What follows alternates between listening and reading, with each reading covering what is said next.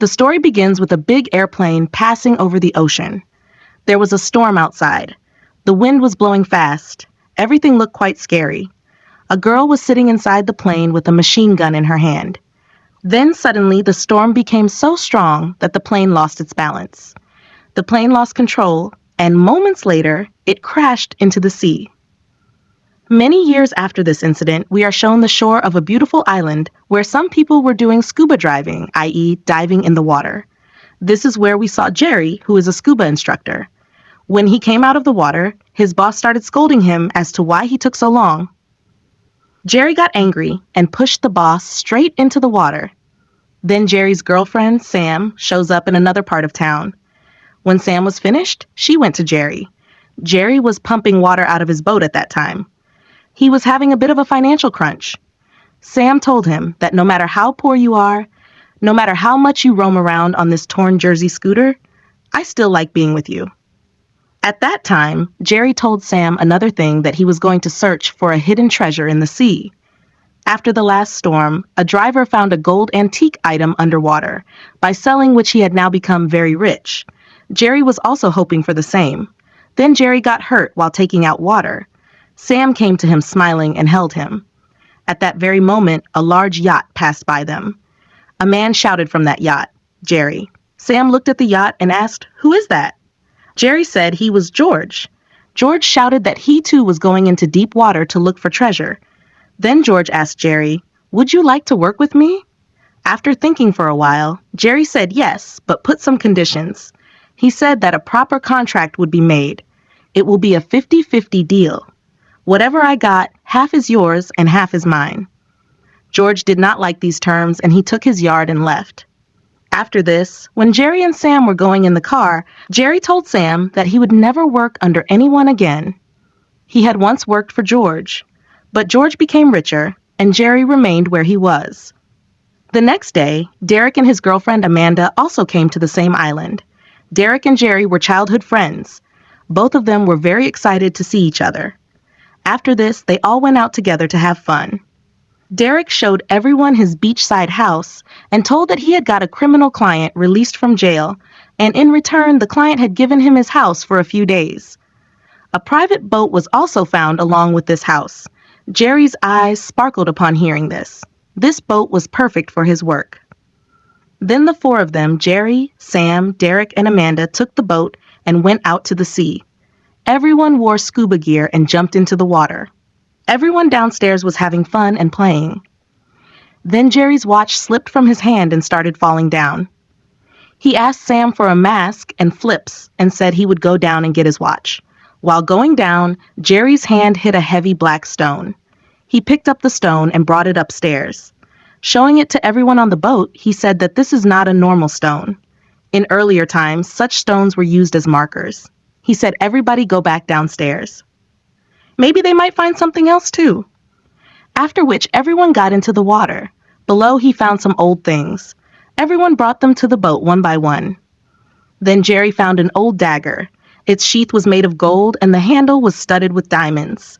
Jerry knew that this dagger would cost a lot. Now everyone's interest increased further. Then Jerry sees a crashed airplane underwater. This was the same plane that crashed at the beginning of the story. All four went near that plane. When Amanda looked inside, she saw a dead body. His face was completely damaged due to water and the ravages of time. She got scared and immediately came upstairs. Now the remaining three went inside the plane. There he found red packets. Derrick tore open a packet and found powder in it. But this was not any ordinary powder, but cocaine. That entire plane was full of cocaine. Derrick picked up a pack and returned to the boat. After a while, Sam saw the packet and started throwing it into the sea. Derrick stops him, but by then Jerry returns. Without saying anything, he took out a gold dagger, cut the packet, and threw all the cocaine into the sea. At night, Derrick asked Jerry if he really believed there could be treasure there. Sam explained that big storms often shake up the seafloor. Hidden things come out. Jerry said there was a big tornado here a few days ago. Perhaps he too might have thrown out many valuable things. Sam also told that if anyone finds any treasure or valuable item, then a legal claim has to be filed for it.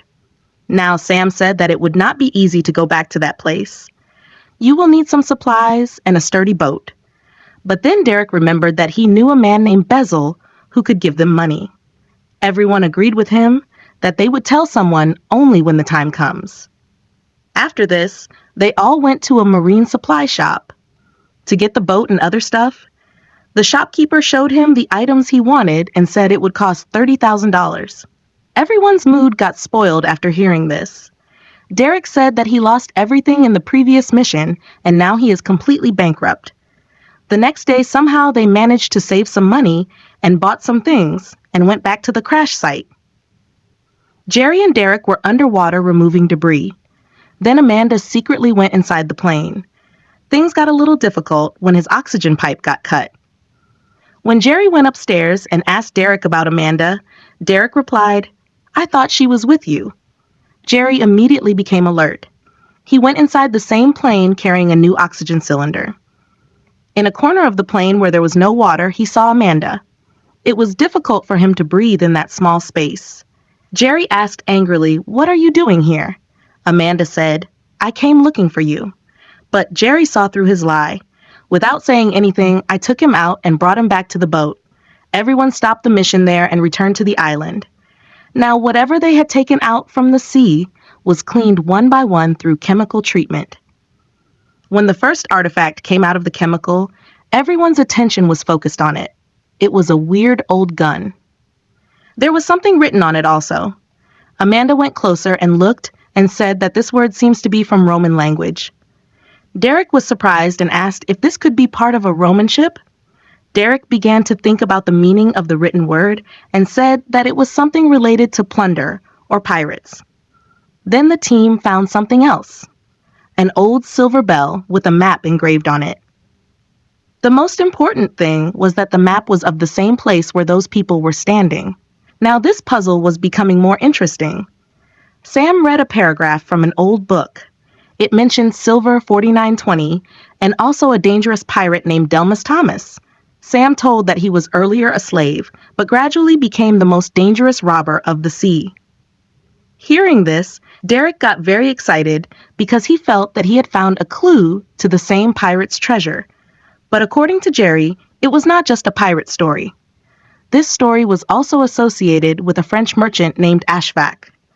Jerry told that Ashfaq was very rich, and when the war broke out in France, he loaded all his wealth into a ship and tried to escape. But our pirate Delmas Thomas attacks his ship.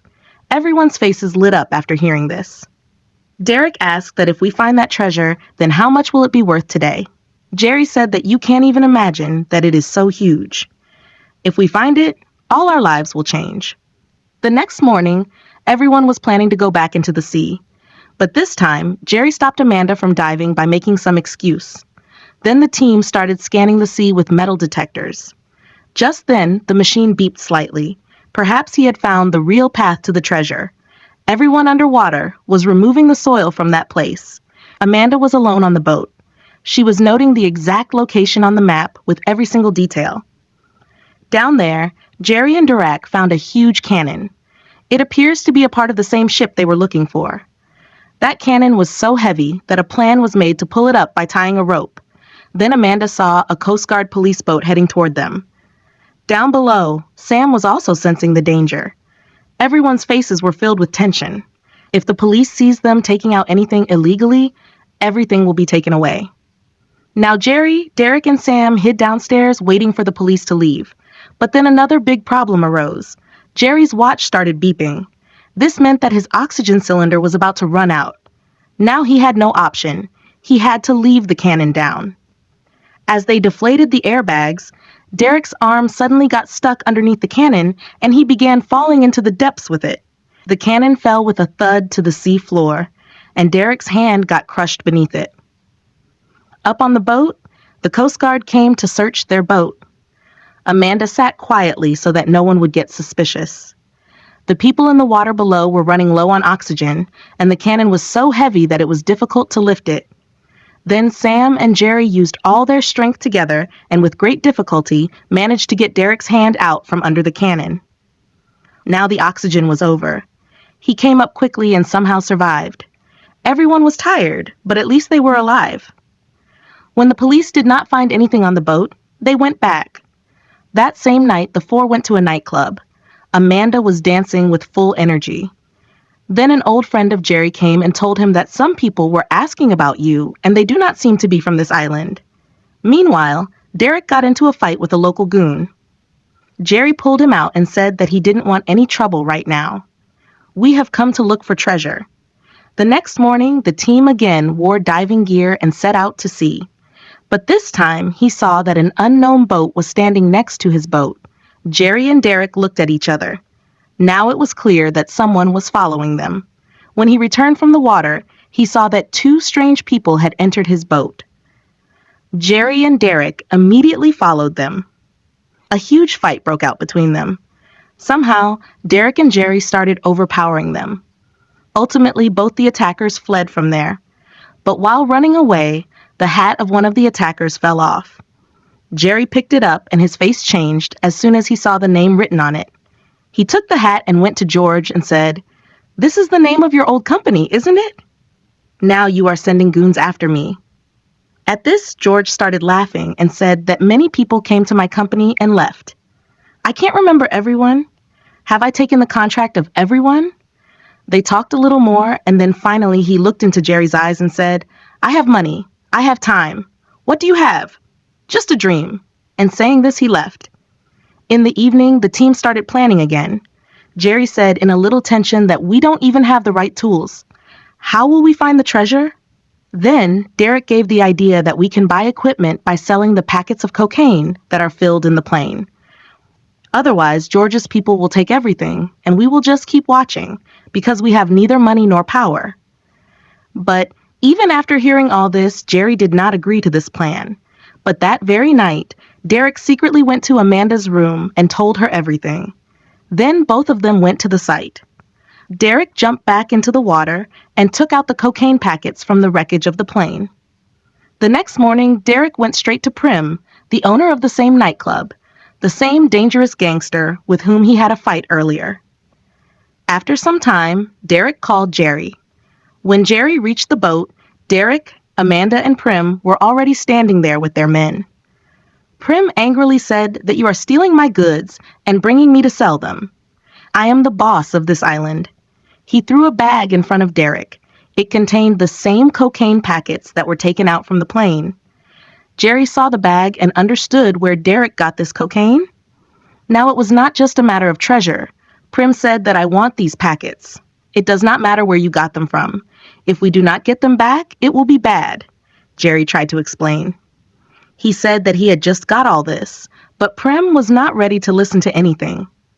He took out the gun and pointed it directly at Jerry's face. As soon as the gun came out, this whole game had become a matter of life and death. But controlling himself, Jerry said that we do not have anything. Where will we get it from? We have taken it out from the sea. Some tools are needed to take out all the packets. A big boat will be needed. Now, whatever things they needed to complete this work, Prim gave them money for that. While leaving, Prim threatened that if my goods are not returned, then I will kill the person who is most dear to you. His men left the three back on the island. Jerry's anger burst out after coming back. When Sam came to know that Jerry was caught in a drug deal, he directly said that I am not with you. On the other hand, with the money given by Prim, they bought a high-tech boat and the most advanced equipment. Now Jerry sent strong waves towards the beach with the help of some gadgets installed in this boat. Slowly, the soil started moving away and the real debris started appearing. Now the real search for the treasure had begun. Jerry, Derrick, and Amanda formed a team and started searching for that treasure. They found an old bell on which was written SS Aura. This was the same ship which they were chasing. Now they could legally file a claim on this treasure. But this treasure was not just of gold and silver. Jerry made a plan to dispose of the cocaine packets taken from the plane. He tied the packets with a rope and put them in the cocaine bag, dangled deep inside the sea. Everything was going well, but then a fatal moment came. Jerry, standing on the boat, heard some strange sound from below. Without wasting time, he jumped into the water. Going down, he saw that a shark had attacked Amanda. Jerry brought her up to the boat, but it was too late. Amanda had stopped breathing. On taking her to the hospital, the doctor confirmed that Amanda was dead. Derrick was completely shattered. Then Sam came to meet Jerry. But at that time, Prem's call came on Jerry's phone. Prem asked him if he had brought the packets. Jerry angrily replied that an accident had happened there, and one of his friends had died in the meantime. Prem immediately got out of his car and started moving towards Jerry. But Jerry started the car and ran away. Prem and his men kept chasing him, and after going a little distance, Jerry stopped the car and asked Derrick to take Sam home. Now Jerry and Prem were face to face. Jerry took out the gun and aimed at Prem. The atmosphere was intense. Jerry was trying to warn him, but Prem kept provoking him. Jerry said that if you want the cocaine, then come and get it. It's hanging in the sea. Prem angrily asked for the location. Jerry gave him the location and said to come alone. Otherwise, the packets will go deeper into the ocean. The next morning, Prem and Jerry arrived with their respective teams. Jerry used a rope to pull up the cocaine bag from the water. As soon as the bag surfaced, Prem's men rushed forward. Jerry and Derrick stopped them. A deal was struck. In exchange for the cocaine, Jerry demanded equipment, a boat, and safety for his team. Prem had no option. He agreed, took the bag, and left without any violence. Later that evening, Jerry and Derrick sat silently near the shore. Jerry looked out at the horizon and said, "We started all this to find a dream, a treasure, and look what it cost us. Amanda is gone." Derrick replied with guilt, "She trusted me, and I dragged her into this. I shouldn't have involved her." Jerry put a hand on his shoulder and said, "We've come this far. We owe it to her to finish what we started."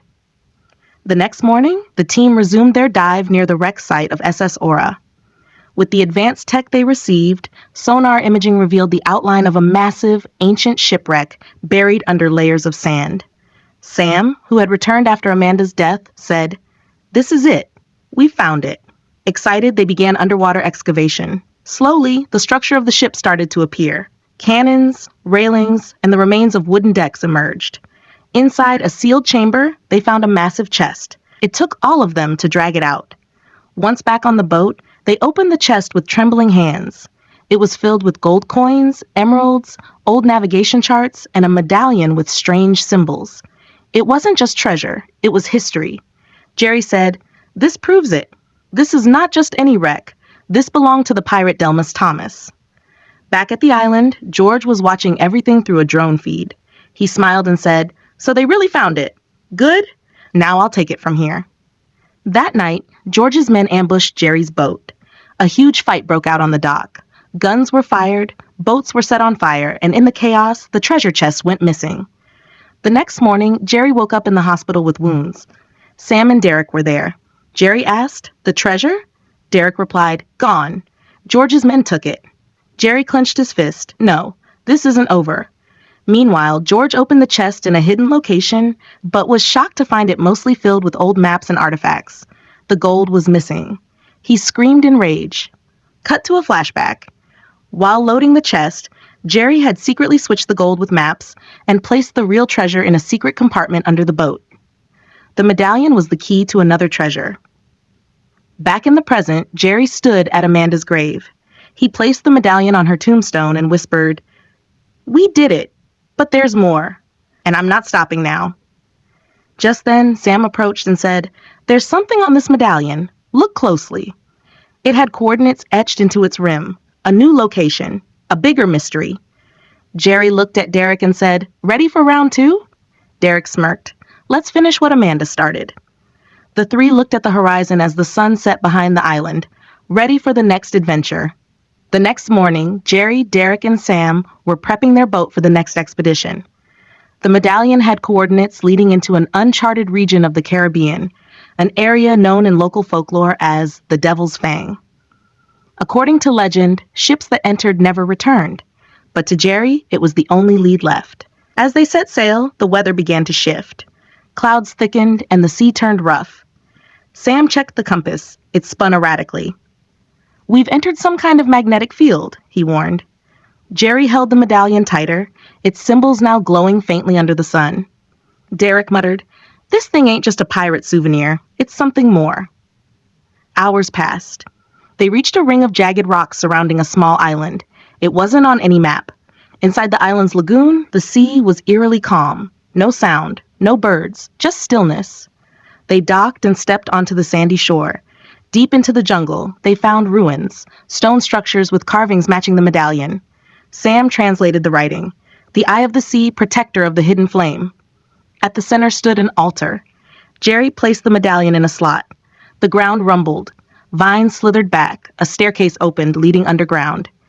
Torches lit themselves as they descended. The walls were decorated with depictions of ships, serpents, and celestial bodies. At the end was a chamber with a pool of crystal blue water. Floating inside was a cube made of some unknown alloy, shimmering and pulsing. Sam whispered, "This isn't just treasure. This is technology. Ancient alien, maybe." Before they could react, they heard footsteps. George had arrived with mercenaries. "You really thought you could outrun me, Jerry?" George snarled. "That medallion led me here, too." Guns were drawn. Jerry and Derrick dove behind cover. Sam tried to hide the cube. A shootout erupted. In the chaos, a bullet grazed the cube. It pulsed violently. The room shook. Suddenly, a surge of energy blasted outward. Everyone was thrown back. The cube floated higher, spinning. Holographic symbols filled the room. A map of the oceans appeared, marking multiple ancient shipwrecks across the world, all connected by a secret lineage. Then it stopped. The cube collapsed back into the pool. Silence. George lay unconscious. His team scattered. Jerry, Sam, and Derrick escaped with the medallion. Back on the boat, Sam was stunned. That wasn't a treasure. That was a beacon. Derrick added, "It was sending a signal. But to who?" Jerry looked at the sky. "Whatever's coming, we've just opened the first door." Far away, in a cold lab buried under the Arctic, a monitor blinked. Coordinates received. A figure in shadow whispered, "The key has been found. Begin the awakening." To be continued. 3 days had passed since the cube incident on the hidden island. Jerry, Derrick, and Sam had returned to a small coastal town in Panama, trying to stay off the radar.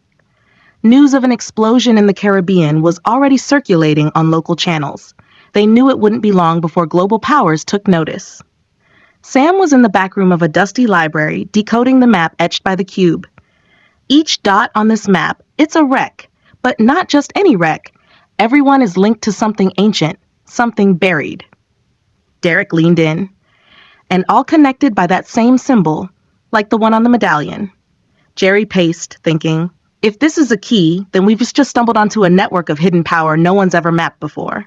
And we're not the only ones looking. Just then, a local courier arrived with a package, no return address.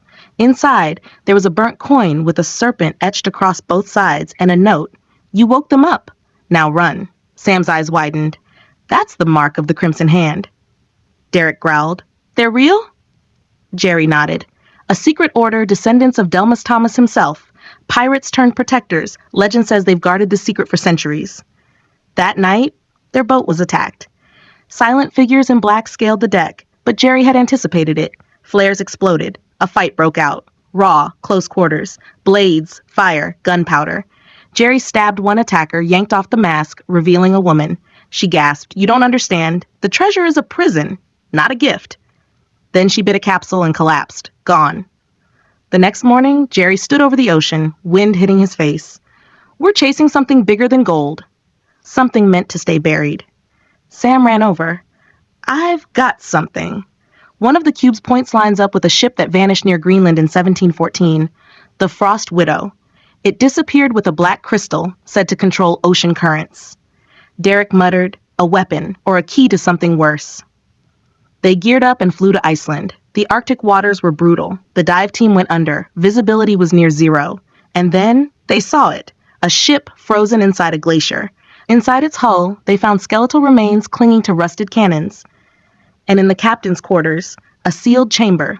Sam used the medallion. It pulsed again. The chamber opened, revealing a black crystal hovering. Suddenly, the ice cracked.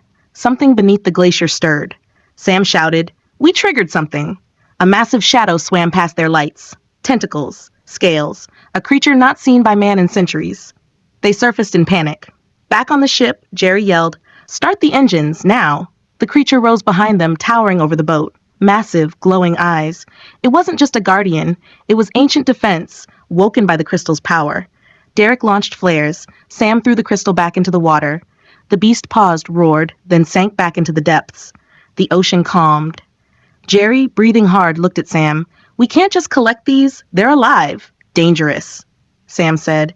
But someone else is, and they don't care. Suddenly, their satellite phone rang.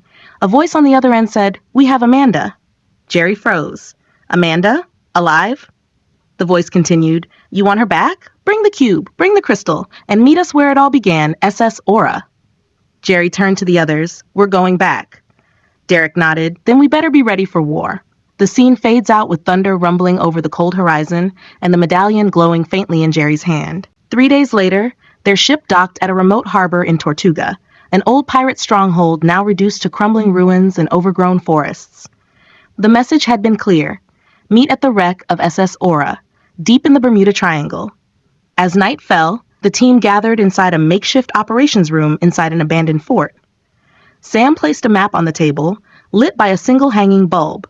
Coordinates lead us here, he said, pointing to a red-marked X in the center of the ocean. Where the Aura sank in 1947, no one's returned since. Derrick checked his rifle, because the ones who tried never made it out. Jerry paced the room. Amanda's alive. We go in, extract her, and get out. We don't hand over the cube or the crystal. We finish this on our terms. The next day, their ship cut through restless waters under a blood-orange sky. The sea had turned hostile, as if warning them to turn back.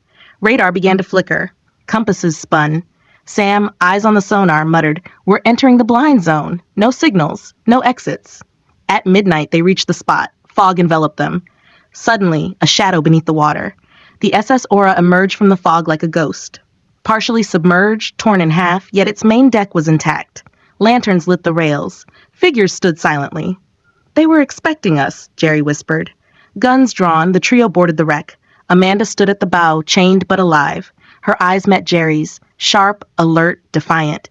From the shadows stepped George, alive. He was scarred, changed, but his eyes burned with ambition. You thought I drowned? George sneered. I followed the trail further than you ever could, and I found the truth. The treasure wasn't gold, Jerry. It was knowledge, power, relics that predate the colonies, and I want all of it. Derrick snarled. So you faked your death to chase ghosts? George nodded. No, I evolved. He raised a hand. Armed mercenaries surrounded them, ex-military, pirates, traitors. Sam activated the cube silently behind his back. The medallion on Jerry's chest started to glow. Suddenly, the deck trembled. The water around the ship turned black. From the depths below, a tremor surged, like something awakening. George turned toward the stern. We're not alone. The ship groaned. The tide rose unnaturally fast. Then the sea split.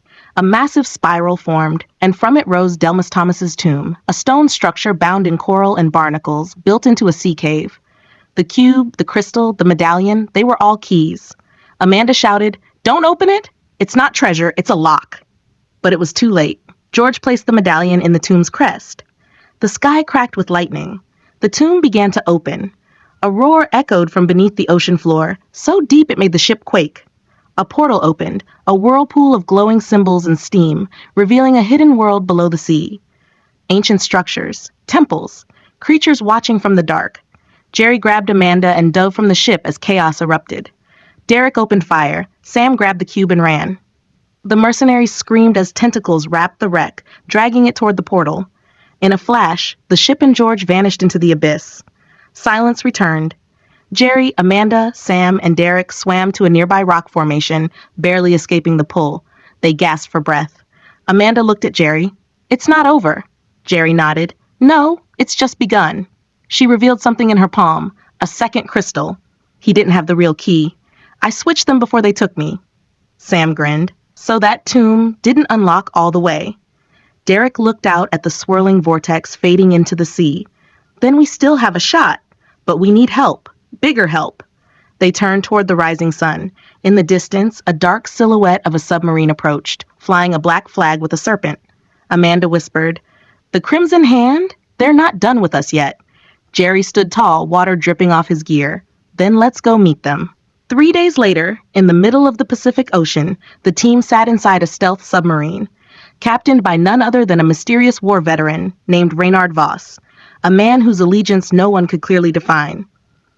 The Crimson Hand had made contact, but instead of a threat, they offered a deal. help retrieve what George unleashed, and in return, share the power. Jerry didn't trust them. Neither did Amanda. But they needed the firepower, and Voss had it. Inside the command room, holograms floated mid-air, projections of ancient oceanic vaults, maps with energy trails, and symbols that matched the cube. Amanda spoke for the first time about her time in captivity. They weren't just pirates, she said. They were explorers of the forbidden. They believed Delmas wasn't just a pirate. He was a guardian. That tomb was never meant to be opened. It was a prison. Sam zoomed in on one of the vaults. This one's still untouched. Coordinates match the signal the cube is now emitting. Derrick loaded his modified underwater rifle. Then we go in, shut whatever's opened, and lock it for good. Jerry nodded. If George is still alive down there, we finish it. The sub descended. Darkness swallowed them whole. Pressure increased. Lights flickered. The only thing visible was the glowing path generated by the cube, leading them toward something ancient. They reached the ocean bed where an inverted pyramid stood, glowing from its seams. Amanda gasped. That wasn't there before. It's moving. It's alive. As the team suited up for deep dive entry, Voss approached Jerry. If anything goes wrong, you come back. Leave the rest. Jerry stared coldly. No one gets left behind. Moments later, the four dove into the deep. As they entered the pyramid through a light-sealed gate, the environment changed. Air instead of water, gravity instead of pressure. It was another realm. The walls were carved with hybrid glyphs, pirate symbols mixed with something extraterrestrial. Derrick muttered, "This isn't just Earth tech." Sam nodded slowly. "No, it's a cross-world vault." Suddenly, a vision overwhelmed Amanda. She collapsed, eyes glowing faintly. She spoke in a different voice. They were never meant to be gods, but man tried to make them so. When she regained control, they stood before a chamber sealed with the medallion symbol. As Jerry inserted the second crystal into the lock, the wall split. Inside was a chamber of suspended time, figures locked in stasis. And at the center, Delmas Thomas himself, his body intact, preserved, and clutching a blade that pulsed with pure blue light. But he wasn't dead. His eyes opened. "Who dares awaken the warden of the depths?" he thundered. Weapons were raised. Jerry lowered his. "You don't know what's happening out there. Someone broke your prison. They unleashed what you locked away." Delmas rose, towering and armored in coral and obsidian. "Then your world dies, unless we stop it." Suddenly, the entire chamber quaked. The vault's defenses failed. The water burst in. Through the collapsing passage behind them, George emerged, changed, twisted, his body fused with coral and tech. A hybrid, born of ancient power and human greed. "I am the new tide," George snarled, "and none of you will escape." Delmas summoned his blade, roaring. Jerry charged. Amanda unleashed a pulse from the cube. The final battle had begun, in the heart of the ocean, between a resurrected pirate king, a power-crazed traitor, and the only team standing between mankind and extinction. The walls cracked, currents howled, and time itself twisted. The war for the ocean had begun. The battle inside the pyramid realm raged like a tempest. Water swirled unnaturally, not flooding, but flowing in impossible directions, as if time and gravity had lost meaning. Delmas lunged forward with his glowing blade, striking at George, whose body had transformed completely into a coral-armored behemoth. Jerry dodged falling debris as Amanda struggled to keep the cube stable. Every pulse it emitted created ripples in space around them. Derrick took shots from his modified rifle, each bolt glowing blue, but they only slowed George down. George roared, "You can't stop evolution!" Delmas shouted back, "You are a mistake born of betrayal." He clashed swords with George in a whirl of sparks, water, and bone-breaking force. Sam reached the inner altar. Symbols began lighting up. "I think this place was designed to collapse in on itself if breached," Jerry called out. "Then we trigger it. Bury this entire prison with George inside." "But what about Delmas?" Amanda yelled. Delmas turned, blade soaked in George's black blood. "I was buried once before. I will return to where I belong." George threw him across the chamber and charged at Amanda. Jerry intercepted, punching George with a charged gauntlet powered by Amanda's cube. It cracked George's helmet, revealing half-human, half-monster features. "You never knew when to stop, George," Jerry hissed. George smiled darkly. "Neither do you." Suddenly, a fissure opened in the floor, black water glowing red from the energy below. The entire structure began to tremble. Sam activated the altar, triggering the countdown. You've got 90 seconds. Delmas tackled George, dragging him into the fissure. Amanda cried, No! Jerry pulled her back. He made his choice. As they raced back through the collapsing halls, the walls began folding into light. The pyramid was disintegrating, returning to wherever it came from. Their exit point vanished, but then, out of the blue, Voss arrived in a secondary sub-drone, breaching the collapsing pressure bubble. Jump in, now, he barked. All three dove into the pod. The drone sealed and launched upward, just as the entire inverted pyramid imploded in a spiral of red and blue light. The ocean roared back to calm, silence. They surfaced at dawn. The sun broke over the Pacific, burning gold on the waves. Amanda stared at the horizon. Is it over? Jerry looked down at the cube, now dark and cracked. For now. Voss muttered, You made enemies today, ones you haven't even seen yet. Sam leaned against the edge, exhausted. We saved the world, didn't we? Jerry nodded. We did, but we also opened a door. As the stealth sub arrived to retrieve them, Amanda looked at the stars. Delmas was more than a pirate. He was a guardian. Jerry agreed. And now we need to be the same. They returned to land weeks later. Heroes in hiding, legends among shadows. But across the sea, in a hidden underwater trench, a pulse echoed. One last surge from George's corrupted form before he vanished beneath layers of stone.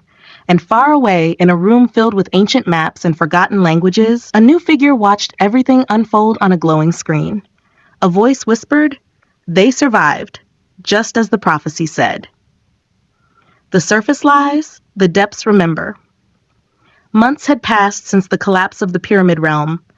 The world above never knew what had been buried beneath their oceans. But something ancient did. Jerry sat alone at a cliffside lighthouse, watching the waves crash into the rocks below. The cube, now dim and cracked, sat on the table next to him. Its surface had changed, etched with new symbols no one had seen before. Symbols that kept shifting, as if they were waiting for something. Amanda had gone back to deep-sea research, trying to piece together what they had uncovered. She had founded a secret initiative, Project Delphi, dedicated to monitoring tectonic shifts, magnetic anomalies, and unexplained sonar signatures. The world governments were unaware. And that was the plan. Sam, ever the genius, had gone off-grid. Rumors said he was decoding an ancient language he found inside the cube's final pulse, one that hinted at an origin far older than pirates, treasure, or even Earth itself. And Derrick? He had returned to the smuggler's world, but with new purpose. A guardian from the shadows, keeping an eye on treasure hunters and corrupt organizations searching for the next key. He knew something the others didn't. Delmas had once told him there were 3 medallions. They'd only found one. Meanwhile, at the Mariana Trench, 11 kilometers beneath the surface, the wreckage of the imploded pyramid rested still. All seemed silent, until a faint glow emerged from beneath the rubble. Coral tendrils, infected and pulsing, slithered outward. Something was healing. Something was learning. Inside a black site in Siberia, a shadowy council reviewed recovered drone footage of Jerry's last dive. This cube, it's not a weapon, one of them whispered. It's a signal tower, and there are more. A file was opened. Delmas Protocol Phase 2, The Rise of the Forgotten. Then, black screen. Static. A deep voice whispered, open quote, The ocean gave us stories, now it will give us gods.